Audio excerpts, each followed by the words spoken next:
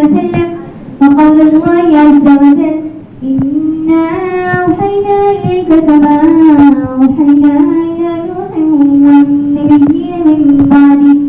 حدثنا الحويري قال حدثنا سفيان قال حدثنا يحيى بن سعيد الأنصاري قال أخبرني محمد بن إبراهيم التيمي أنه سمع عقبة بن وقاص الليثي رحمه الله يقول: سمعت عمر بن الخطاب رضي الله تعالى عنه على المنبر يقول: سمعت رسول الله صلى الله عليه وسلم يقول: إنما الأعمال بالنيات وإنما لامرئ ما نوى. فمن كانت هجرته إلى دنيا يصيبها أو إلى امرأة ينكحها فهجرته إلى ما هاجر إليه. بسم اللہ الرحمن الرحیم. آج آپ حضرات بخاری شریف کے پہلے سبق میں حاضر ہیں. اس کتاب کا نام الجامع المسند الصحیح المختصر من امور رسول اللہ صلی اللہ علیہ وسلم وسننہ و ایامہ ہے. لیکن چونکہ امام بخاری نے اس کتاب کو مرتب کیا ہے، احادیث کو جمع کیا ہے، اس لیے ان کی طرف نسبت کرتے ہوئے اس کتاب کو صحیح بخاری کے نام سے یاد کیا جاتا ہے. اور ہمارے ہندوستان کا مزاج یہ ہے کہ جس چیز کو عزت دینا ہو اس کے لیے شریف کا لفظ لگا دیتے ہیں. اس لیے بعض لوگ صحیح بخاری کو بخاری شریف کے نام سے بھی یاد کرتے ہیں. یہ بخاری شریف شیخ ابو عبداللہ محمد ابن اسماعیل ابن ابراہیم ابن المغیرہ ابن بردزبہ الجعفی الیمانی کی لکھی ہوئی ہے. یعنی امام بخاری رحمۃ اللہ علیہ کی کنیت ابو عبداللہ ہے، نام محمد ہے، ان کے ابا کا نام اسماعیل ہے، ان کے دادا کا نام ابراہیم ہے، ان کے والد کا نام مغیرہ ہے، ان کے والد کا نام بردزبہ ہے. اور جوفی اور یمانی اور بخاری بخارا میں چکے رہتے ہیں، اس وجہ سے ان کے نام میں بخاری لگا ہوا ہے. ان کے نام میں جوفی اور یمانی کیوں لگا ہے اس پر انشاءاللہ ہم بعد میں گفتگو کریں گے. ابھی جو چیز ذکر کرنی ہے وہ یہ ہے کہ احادیث میں سند کا بڑا مقام ہے اور بڑا درجہ ہے. حضرت عبداللہ ابن مبارک فرماتے ہیں: الاسناد من الدین لولا الاسناد لقال من شاء ما شاء. کہ اسناد بھی یہ دین میں سے ہے، دین کا ایک حصہ ہے. اگر سندیں نہ ہوتی تو جو آدمی چاہتا جو کچھ چاہتا وہ بولتا. اسی وجہ سے ابھی کچھ دنوں پہلے کیرالہ میں ایک صاحب نے یہ دعویٰ کیا کہ ہمارے پاس رسول اللہ صلی اللہ علیہ وسلم کا منہ مبارک ہے، یعنی آپ صلی اللہ علیہ وسلم کے مبارک بال ہیں. لوگوں نے ان سے تقاضا کیا اگر یہ بال آپ کے پاس ہے تو آپ کو کن سے ملے، اور انہوں نے کس سے حاصل کیا اور ان کو کس سے ملا تھا. یہ سند اگر بیان کریں تو ہم اس بات کو مانیں گے، اور اگر آپ سند نہیں بیان کرتے ہیں تو اس پر ہم توقف اختیار کریں گے. تو سند کا ہونا انتہائی ضروری ہے. اس لیے امام بخاری رحمۃ اللہ علیہ بھی سندوں کو کافی اہمیت دیتے ہیں. امام بخاری رحمۃ اللہ علیہ کی سند جیسا کہ کتاب کے اندر موجود ہے، آپ پڑھیں گے اس کو. ہم لوگوں نے جو حدیث کی کتاب پڑھی ہے بخاری شریف خاص طور سے، اس کی بھی سند مناسب ہے کہ آپ کے سامنے بیان کر دی جائے. تو ہم نے بخاری شریف کا پہلا حصہ پڑھا ہے حضرت شیخ نصیر احمد خان صاحب سے، اور دوسرا حصہ پڑھا ہے حضرت شیخ عبدالحق اعظمی رحمۃ اللہ علیہ سے. ان دونوں حضرات نے پڑھا حضرت شیخ حسین احمد مدنی رحمۃ اللہ علیہ سے. انہوں نے حضرت شیخ محمود حسن دیوبندی سے، جو دارالعلوم دیوبند کے پہلے طالب علم تھے اور امام آزادی تھے. انہوں نے پڑھا حضرت مولانا محمد قاسم نانوتوی رحمۃ اللہ علیہ سے، جو دارالعلوم دیوبند کے بانی ہیں. انہوں نے حدیث پڑھی ہے حضرت شاہ عبدالغنی مجددی سے. انہوں نے پڑھی ہے شاہ محمد اسحاق دہلوی سے، انہوں نے پڑھی ہے شاہ عبدالعزیز محدث دہلوی سے، اور انہوں نے حدیث پڑھی حضرت شاہ ولی اللہ محدث دہلوی رحمۃ اللہ علیہ سے۔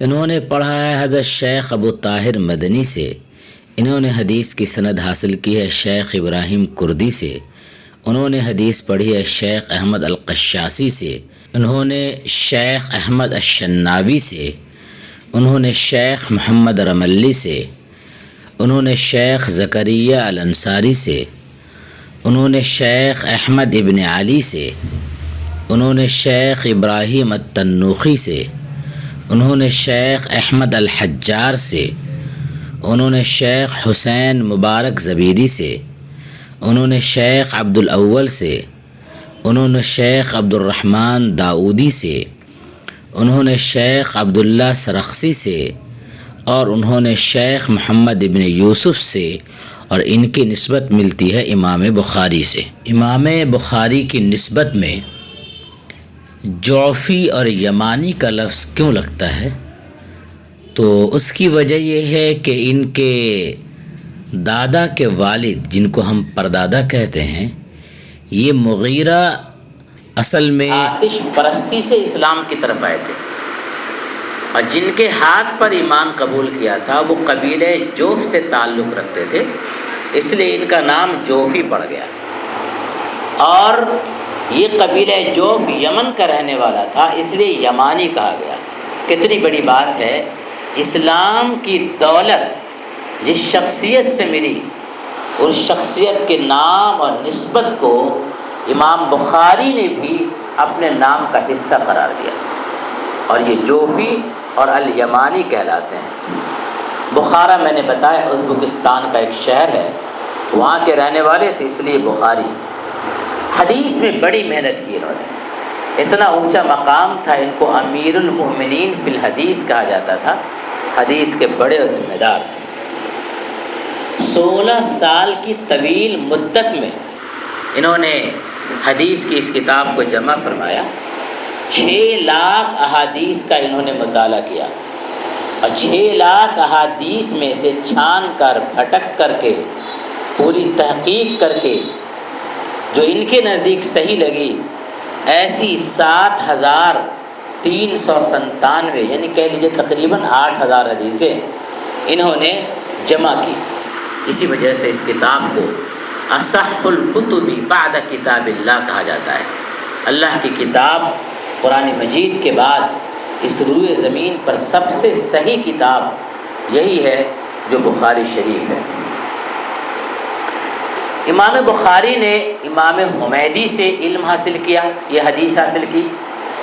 امام حمیدی نے کی 2 نسبتیں ہیں، ایک تو اس حدیث میں بیان کیا جا رہا ہے کہ امام حمیدی نے سفیان سے روایت کی، اور انہوں نے یحییٰ ابن سعید الانصاری سے، اور انہوں نے محمد ابن ابراہیم التیمی سے، اور یہ کہتے ہیں کہ انہوں نے حضرت علقمہ ابن وقاص اللیثی سے سنا، اور انہوں نے کہا کہ ہم کہتے ہیں کہ سمعت عمر ابن الخطاب، میں نے حضرت عمر ابن خطاب رضی اللہ تعالیٰ عنہ سے یہ حدیث سنی، اور عمر ابن خطاب رضی اللہ تعالیٰ عنہ نے یہ بات اللہ کے رسول صلی اللہ علیہ وسلم سے سنی۔ تو آپ جو یہ حدیث آج سنیں گے، اس کی نسبت رسول اللہ صلی اللہ علیہ وسلم تک پہنچتی ہے۔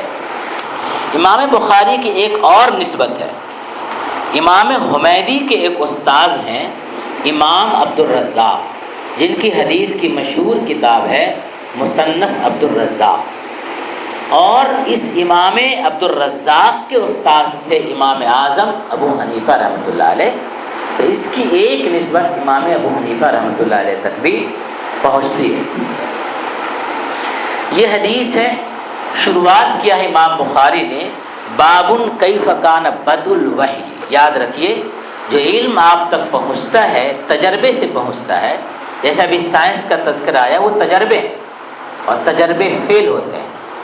دوسری بات ہے، تجربہ کرنے والا جس علاقے کا رہتا ہے، اسی علاقے کے حالات کو دیکھ کر وہ کوئی بات کرتا ہے، یا جس زمانے کا رہتا ہے وہ اس زمانے کے حالات کو دیکھ کر کے بات کرتا ہے۔ لیکن اللہ جو بات کرے گا وہ ازل سے ابد تک کی تمام چیزیں اللہ کے سامنے ہیں، بلکہ تمام چیزوں کا خالق ہے، لہذا اللہ جو بات کرے گا اس سے زیادہ صحیح بات کسی کے نہیں ہو سکتی ہے۔ لہذا اصل علم، پختہ علم، مضبوط علم جو آتا ہے وہ وحی کے ذریعے۔ اور یاد رکھیے، جہاں پر آپ کے گھر میں پھسلنے کی جگہ ہو تو گھر کا مالک پہلے ہی کہہ دیتا ہے کہ یہ پھسلنے کی جگہ ہے، ذرا سا ہوشیاری سے چلیے گا۔ ٹھیک اسی طریقے سے اللہ کو معلوم تھا کہ قرآن اور احادیث کے بارے میں لوگ شکوک و شبہات پیدا کریں گے، اسی لیے اللہ نے قرآن کی پہلی آیت میں کہہ دیا الف لام میم ذالک الکتاب لا ریب فیہ، یہ وہ کتاب ہے جس کے اندر کوئی شک اور شبہ کی گنجائش نہیں ہے۔ لہٰذا اللہ کی بات ہے یہ، اس میں کوئی شک کی گنجائش نہیں ہے۔ تو وحی کے نزول کا طریقہ کیا ہے، اس پر پوری بحث انشاءاللہ آگے آئے گی۔ یہاں پر امام بخاری نے قرآن مجید کے ایک آیت بھی نقل فرمائی، انا اوحینا الیک کما اوحینا الی نوح والنبیین من بعدہ۔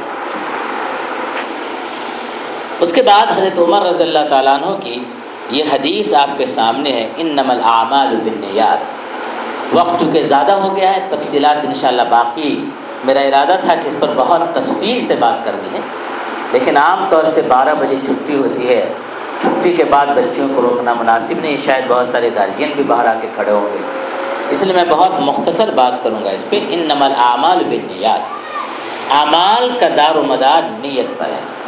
آپ کی جیسی نیت ہوگی ویسے ہی اس پر آپ کا نتیجہ مرتب ہوگا۔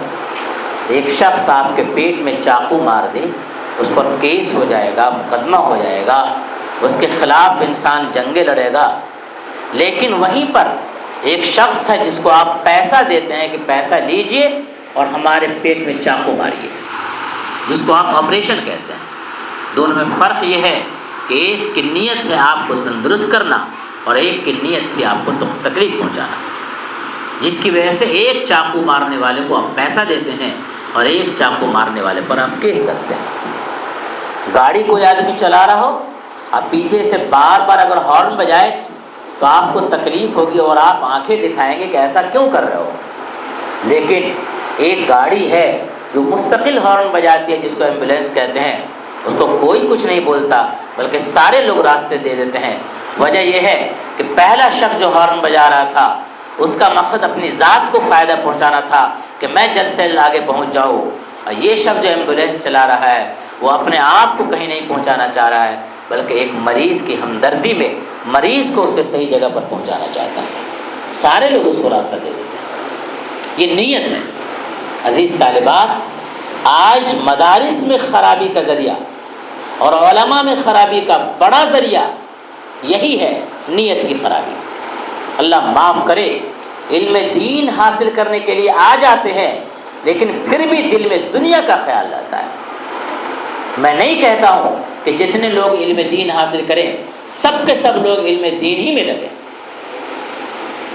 آپ دنیا کے کسی بھی کام میں لگیے، آپ دین کو آپ باقی رکھیے، لیکن یہ نہیں ہے کہ ہر شخص دین کے کام میں ہی لگنا چاہے اور ایک دوسرے سے چپکلش کرے، دشمنی کرے، عداوت کرے، غیبت کرے، ایک دوسرے کو نیچا دکھا کر کے اس جگہ کو چھیننا چاہے، ہڑپنا چاہے۔ ایک مسجد کا امام چاہے کہ اس کو ہٹا کر کے ہم امام بن جائے، اس کا مطلب یہ ہے کہ دین کے نام پر بھی اب دنیا چاہ رہا ہے۔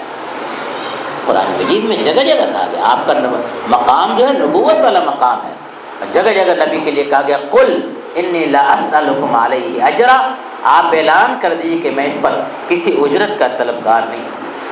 تو دین کو دنیا کا ذریعہ نہیں بنانا چاہیے، خاص طور سے خواتین کو اس پر زیادہ توجہ دینے کی ضرورت ہے۔ مرد حضرات جو کام کرتے ہیں اس میں مرد حضرات کا نام ہوتا ہے، لیکن عورتیں بہت سارا کام کرتی ہیں جس میں عورت کا کوئی نام نہیں ہوتا ہے۔ مثال کے طور پر اگر ہم یہاں وقت نکال کر آرام سے بیٹھے ہیں تو شاید اس لیے بیٹھے ہیں کہ ہمارے کپڑے دھل دھلا کر کے ہمارے گھر سے ملیں گے، کپڑے میں پریس کر کے گھر سے ملے گا، ناشتہ تیار ہمارے گھر سے ملے گا۔ اس کی وجہ سے سکون سے ہم یہاں پر تعلیم دے سکتے ہیں، لیکن یہاں پر نام تو مولانا آفتاب صاحب کا ہو رہا ہے، ان کے گھر کے کسی فرد کا نام نہیں ہو رہا ہے۔ خواتین کا وہ رول ہوتا ہے جو کسی عمارت میں بنیاد کا رول ہوتا ہے، یا آپ کو دیواریں 10 انچ کی نظر آ رہی ہیں، لیکن آپ کو معلوم ہونا چاہیے اس کے نیچے جو پیلر ہوگا اور اس کا جو بیس بنا ہوگا وہ کافی مضبوط ہے، اور اسی بیس پر پوری عمارت کھڑی ہے، لیکن وہ بیس کو مٹی کے اندر چھپا دیا گیا ہے۔ عورتیں اگر اس بات کو سمجھ لیں کہ آپ بیس ہیں، آپ بنیاد ہیں، آپ تو وہ ہیں جو آپ گھر میں بہترین خدمت کر کے اپنے شوہر کو موقع دیتے ہیں کام کرنے کا۔ آپ خواتین تو وہ ہیں جو آپ بہترین تربیت کر کے اپنی اولاد کو اونچا اٹھاتے ہیں، اب بلندیوں پر پہنچاتے ہیں، تو آپ وہ بیس ہیں۔ اگر انما الاعمال بالنیات آپ کے مزاج میں ہو کہ میرا مقصد دین کی خدمت کرنا ہے، میرا مقصد یہ نہیں ہے کہ میرا ہی نام وہاں پر آگے لکھا رہے کہ میں نے یہ کام کیا، اگر آپ کا یہ مزاج ہے، اس کا مطلب یہ ہے کہ انما الاعمال بالنیات والے حدیث کو آپ نے صحیح سے سمجھا نہیں ہے، لہذا اعمال کا دار و مدار نیت پر ہے۔ یہاں پر ایک مثال بھی دی گئی حدیث کے ساتھ، انما لامرئ ما نوی، جو آدمی جیسی نیت کرتا ہے اس کو ویسا ہی پھل ملتا ہے۔ حضرت علی رضی اللہ تعالی عنہ ایک مرتبہ ایک سفر پر تھے، آرام کا تقاضا ہوا تو ایک شخص سے کہا کہ میرے سامان کی نگرانی کرو تم، تھوڑا میں فریش ہو جاتا ہوں اور آرام کر لیتا ہوں۔ حضرت علی نے آرام کیا، آرام کرنے کے بعد جب فریش ہوئے تو ان کی طبیعت میں یہ تھا کہ اتنا پیسہ میں اس آدمی کو دے دوں گا جس نے میرے سامان کی نگرانی کی ہے۔ جب حضرت علی رضی اللہ تعالیٰ عنہ آئے تو دیکھا وہ آدمی وہاں سے غائب ہے، سارا سامان وہاں پہ رکھا ہے، ایک ڈھال ہے جس کو لے کر کے وہ غائب ہو گیا تھا۔ حضرت علی کو بڑا افسوس ہوا، راستے میں ڈھال کی بہت سخت ضرورت تھی، لیکن کیا کرتے حضرت علی، اپنا سامان سمیٹا اور بازار گئے۔ جب بازار گئے تو وہی آدمی مل گیا جس آدمی کو سامان کی حفاظت کے لیے رکھا گیا تھا۔ وہ آدمی دیکھ کر بڑا شرمندہ ہوا۔ حضرت علی نے پوچھا کہ میری ڈھال کیا ہوئی؟ اس نے کہا کہ میں نے بیچ دی۔ حضرت علی نے پوچھا کتنے میں بیچا؟ تو کہا اتنے میں بیچے۔ حضرت علی نے کہا میں اتنا ہی پیسہ تم کو دینا چاہ رہا تھا ہدیے کے طور پر، لیکن تمہاری نیت ٹھیک نہیں تھی، تو جتنا پیسہ تمہارے پاس جائز طریقے سے آ رہا تھا اتنا ہی پیسہ تم نے ناجائز اور حرام طریقے سے حاصل کیا۔ انما لامرئ ما نوی، ہر شخص کو وہی ملتا ہے جس کی وہ نیت کرتا ہے۔ ایک اور مثال دی اللہ کے رسول نے، فمن کانت ہجرتہ الی دنیا یصیبها، جو آدمی دنیا حاصل کرنے کے لیے ہجرت کرے اس کو دنیا ملے گی، جو اللہ رسول کے لیے ہجرت کرے گا اس کو اللہ رسول ملے گا۔ آج کتنے لوگ ہیں جو اپنی روزی روٹی کمانے کے لیے گھر سے باہر نکلتے ہیں، ظاہر سی بات ہے صرف روزی روٹی پیسہ مقصد ہو تو ایک چھوٹا سا مقصد ہے، لیکن اسی میں اگر یہ جوڑ لے کہ میں پیسہ اس لیے کماتا ہوں تاکہ میری بیوی عزت کے ساتھ زندگی گزار سکے، میں پیسہ اس لیے کماتا ہوں تاکہ میرا بیٹا اچھی تعلیم حاصل کرے، بیٹی اچھی تعلیم حاصل کر سکے اور شان کے ساتھ اسلامی اور دینی زندگی گزار سکے، تو ظاہر سی بات ہے نیت کتنی اچھی ہو جائے گی۔ میں نے آپ کو اس سے پہلے بتایا تھا کہ ایک شخص کسی آفس میں کام کرتا تھا اور آفس میں کام کرنے میں 10,000 روپیہ اس کی تنخواہ تھی، صبح 10 بجے سے 4 بجے تک کی ڈیوٹی تھی اس کی، اور یہ شخص مدارس کو جو ہدیہ دیتا تھا وہ بھی 10-12 ہزار روپے بانٹ دیتا تھا مدارس کو ہر مہینے۔ ایک مدرسے والے نے کہا جب آپ کی تنخواہ 10,000 ہے تو 12,000 مدرسے والوں کو بانٹ کیسے دیتے ہیں آپ؟ اس کا مطلب یہ ہے کہ آپ آفس میں رشوت لیتے ہوں گے، ورنہ بتائیے کہ آپ کی کمائی کا ذریعہ کیا ہے۔ وہ آدمی بتانا نہیں چاہ رہا تھا، لیکن بہت پوچھنے کے بعد اس آدمی نے بتایا کہ 4 بجے میں آفس سے فارغ ہوتا ہوں، 5 بجے میں کرائے کا آٹو لے کر کے نکلتا ہوں، اور وہ جو 5 بجے شام سے رات کے 11 بجے تک آٹو چلاتا ہوں، یہ آٹو میں صرف اور صرف مدارس کے لیے اور دین کے لیے چلاتا ہوں، اور 5 بجے سے لے کر رات کے 11 بجے تک آٹو چلا کر جو پیسہ ملتا ہے وہ آٹو کا کرایہ دیتا ہوں، میں پہلے تیل کا پیسہ نکالتا ہوں، اب باقی جتنا پیسہ بچتا ہے پوری ایمانداری کے ساتھ جمع کر کے رکھتا ہوں اور وہی پیسہ میں مدرسے کو دیتا ہوں۔ ایسے لوگ بھی دنیا کے اندر ہیں۔ لہذا اپنی کمائی کے مقصد کو اگر بدل دیں تو یہ بھی دین ہو جائے گا۔ آج بہت سارے لوگ ہیں، دوسری تنظیمیں ہیں جو ہندوستان میں اپنی بالادستی کا خواب دیکھ رہی ہے، اور آپ کو معلوم ہونا چاہیے ان کے اندر بڑی حد تک اخلاص ہے۔ کون کس عہدے پر ہے، کون کون سا کارنامہ انجام دے رہا ہے، کہیں ٹیلی ویژن پر اخبار میں نہیں آتا ہے۔ ہمارے یہاں ایک چھوٹا کام کرے تو 20 آدمی ان کو گلدستہ دینے کے لیے آتا ہے۔ بڑے بڑے کام کر کے کچھ لوگ ہیں جنہوں نے اسلام کے خلوص کو انہوں نے سیکھا ہے، اور ہم ریاکاری اور نام و نمود میں پڑ گئے۔ نتیجہ یہ ہوا ہم دھیرے دھیرے زوال کے شکار ہوتے جا رہے ہیں۔ امام بخاری نے ہے کتاب الایمان، لیکن اس سے پہلے یہ حدیث اس لیے لائے ہیں کہ بخاری پڑھنے سے پہلے آپ کا دماغ درست ہونی چاہیے کہ بخاری پڑھنے کا مقصد یہ نہیں ہے کہ آپ کو بخار چڑھ جائے کہ بہت بڑے علامہ ہو گئے آپ، بلکہ اس کا الٹا ہونا چاہیے کہ آپ کے کاندھوں پر ایک ذمہ داری آ گئی کہ رسول پاک صلی اللہ علیہ وسلم کی احادیث آپ پڑھ رہی ہیں تو آپ کو سنجیدہ ہونا چاہیے، باوقار ہونا چاہیے آپ کو۔ امام بخاری کے بارے میں بتایا گیا آپ کو، ہر حدیث کو لکھنے سے پہلے غسل کرتے تھے، نماز استخارہ پڑھتے تھے۔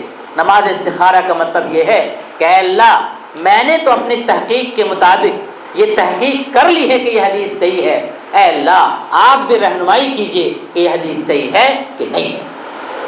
نماز استخارہ پڑھتے تھے۔ وہ بخاری آپ پڑھ رہے ہیں اور اس بخاری کا بخار دماغ پر چڑھ جائے، تکبر آ جائے، گھمنڈ آ جائے، برا احساس آنے لگے تو انما الاعمال بالنیات جو پہلی حدیث ہے، اس حدیث کو شاید آپ سمجھ نہیں سکیں۔ اس لیے اس کو اچھے سے سمجھیے کہ جو اللہ کے لیے ہجرت کرتا ہے فہجرتہ الی ما ہاجر الیہ او الی امرأۃ ینکحها، جو کسی عورت سے نکاح کے لیے کرے فہجرتہ الی ما ہاجر، تو وہ جس کام کے لیے ہجرت کرے گا وہ ہجرت اسی کام کی کہلائے گی۔ ایک بات اور میں کہہ کر کے ابھی کا درس ختم کروں گا۔ ایک ہجرت یہ ہے جو اپنا گھر بار چھوڑا جاتا ہے، لیکن اللہ کے رسول صلی اللہ علیہ وسلم نے فرمایا ایک ہجرت وہ ہے کہ حجر ما نہی اللہ عنہ، کہ ان تمام چیزوں کو چھوڑ دیا جائے جن سے اللہ تعالیٰ نے منع فرمایا ہے، یہ بھی بڑی ہجرت ہے۔ لہٰذا ہجرت والی حدیث جو آج ہم نے پڑھی، تو آج ہم اس بخاری شریف کے پہلے سبق کے موقع پر دعائیں قبول بھی ہوتی ہے۔ آج ہم اپنے لیے دعا کریں۔ نمبر 1، اپنی نیت کو ہم درست کریں گے انشاءاللہ۔ نمبر 2، اللہ کی وحی پر انشاءاللہ ہم اعتماد کریں گے، پورا یقین کریں گے۔ پوری دنیا مل کر کے اگر کسی صحیح کام کو غلط کہہ دے اور میرا اللہ اگر اس کو صحیح کہہ رہا ہے، میں پوری دنیا کی بات کو ٹھکرانے کو تیار ہوں۔ ساری دنیا، ساری کائنات مل کر کے ایک بات کو کہے کہ یہ غلط ہے، اور میرے نبی محمد عربی صلی اللہ علیہ وسلم نے اگر کہا دیا صحیح ہے، میں ساری دنیا کو ٹھکرانے کے لیے تیار ہوں، نبی کی بات کو مانوں گا میں۔ یہ اعتماد اور یقین ہونا چاہیے جو وحی کا تقاضا ہے۔ اور تیسری چیز یہ ہے کہ ہم اپنے نیت کو درست کریں اور تمام چیزوں سے ہجرت کر لیں۔ اگر آپ میں سے کوئی بچی اپنی ماں کی نافرمانی کر رہی ہے، ہجرت کر لیجئے، آپ اس حالت سے ہجرت کر کے آ جائیے آپ ماں باپ کی فرما برداری کی طرف۔ کوئی بچی اگر ابھی تک موبائل میں لت پت ہے، وہ ہجرت کر لے، توبہ کر لے کہ اب ہم موبائل کی دنیا سے نکل جائیں گے، قرآن کی تلاوت اور احادیث کے مطالعے کی طرف اپنی زندگی گزاریں گے۔ جس بھی دلدل میں آپ پھنسے ہوئے ہیں، آپ اس دلدل سے ہجرت کی ٹھان لیجیے آپ، اور یہ ہجرت اگر آپ اللہ کے لیے کریے گا، اللہ آپ کے قدموں کو مضبوط کر دے گا، اللہ تعالیٰ آپ کے حوصلوں کو پہاڑ بنا دے گا، اور دنیا کی کوئی طاقت آپ کو روک نہیں سکتی ہے۔ جو اللہ کی طرف قدم بڑھانا چاہے کوئی نہیں روک سکتا ہے۔ مصیبتیں آ سکتی ہیں، تکلیفیں آ سکتی ہیں، ان تمام تکلیفوں کو جھیلنے کے لیے تیار ہو جائیے، جیسا کہ آپ کے رسول محمد عربی صلی اللہ علیہ وسلم نے تمام تکلیفیں برداشت کی اسلام کے لیے، دین کے لیے، اللہ کا پیغام اللہ کے بندوں تک پہنچانے کے لیے۔ اس حدیث کا یہی تقاضا ہے۔ اللہ تعالی ہم سب کو عمل کرنے کی توفیق نصیب فرمائے۔ دعا کر لیجیے۔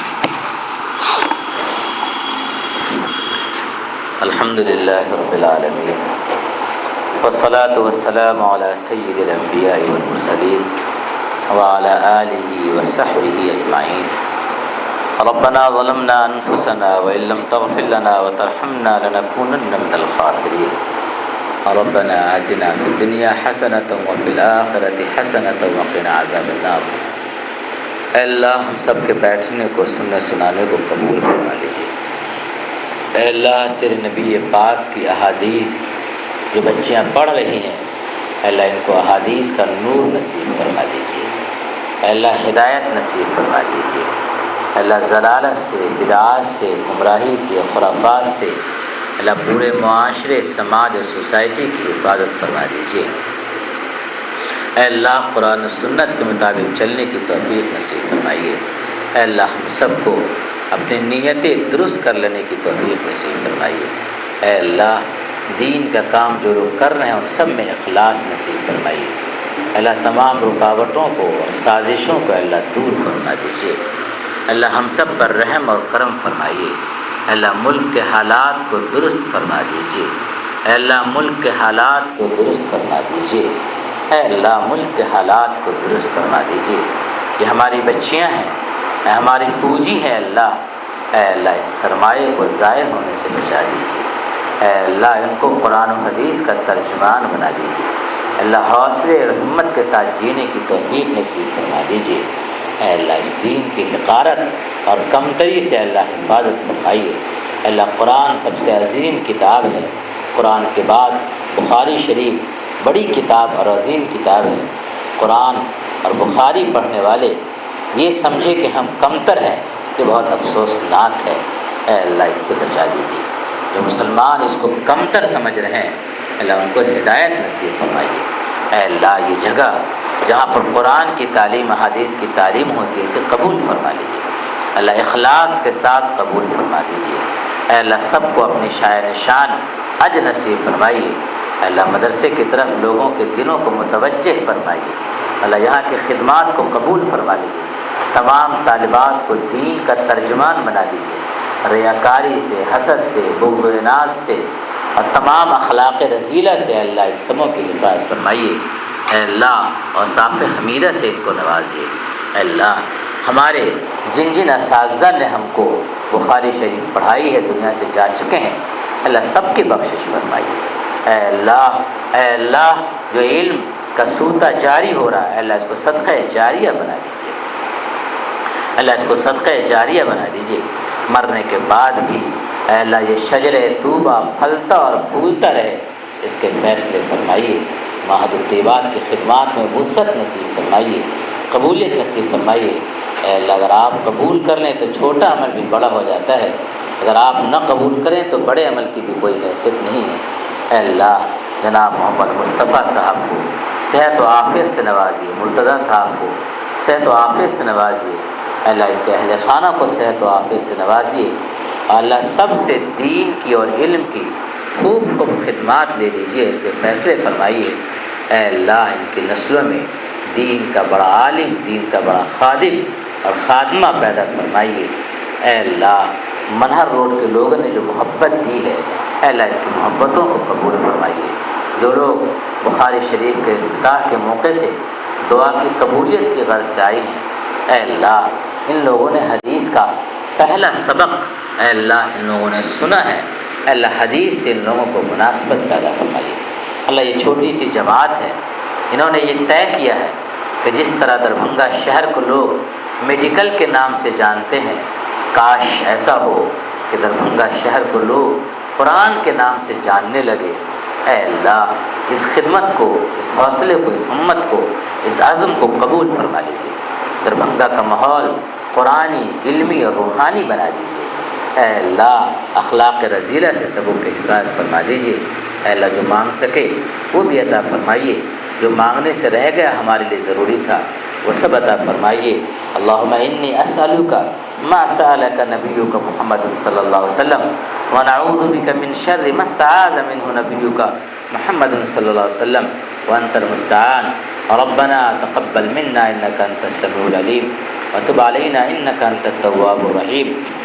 وصلی اللہ تعالی علی خیر خلقہ محمد وعلی آلہ وصحبہ اجمعین. برحمتک یا ارحم الراحمین.